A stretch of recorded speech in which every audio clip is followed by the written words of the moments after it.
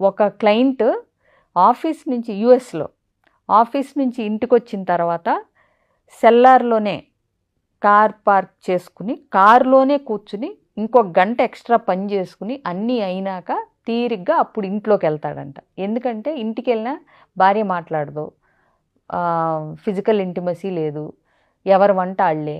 ఇప్పుడు ఇంట్లోకి వెళ్ళి ఏం బేకాలే కొంచెంసేపు ప్రశాంతంగా ఈ కార్ పార్కింగ్లోనే కూర్చుని ఎక్స్ట్రా వర్క్లు ఇవన్నీ ఏమన్నా ఉంటే చేసేసుకుని అప్పుడు వెళ్ళొచ్చులే అని అనుకుంటున్నాడు అతను. అతని ఇంట్లోకి అతను ఆఫీస్ నుంచి రాగానే వెళ్లకుండా కార్ పార్కింగ్లో పడి ఉండాల్సిన కర్మ ఎందుకు వచ్చిందండి? అవును. సో ఇప్పుడు ఆ భార్య ఏం సాధించినట్టు? అలిగి మాట్లాడకుండా. ఇప్పుడు ఓకే, నేనేమంటానంటే నువ్వు అలగటానికి కారణం నీ భర్త చేసిన తప్పులు అయ్యి ఉండొచ్చు, కానీ అది సరిదిద్దుకోవటానికి కానీ ఆ భర్తకి ఛాన్స్ ఇవ్వటానికి కానీ ఆ భర్త రియలైజ్ అయ్యి దాన్ని మార్చుకోవటానికి కానీ నీ సైలెంట్ ట్రీట్మెంట్ వల్ల ఉపయోగం ఉండదు అంటున్నాను నేను. భర్తలో ఎప్పటికీ మార్పు రాదు. సో నువ్వు జీవితాంతం సైలెంట్ ట్రీట్మెంట్ చేస్తూ ఉంటే నువ్వు అనుకుంటావు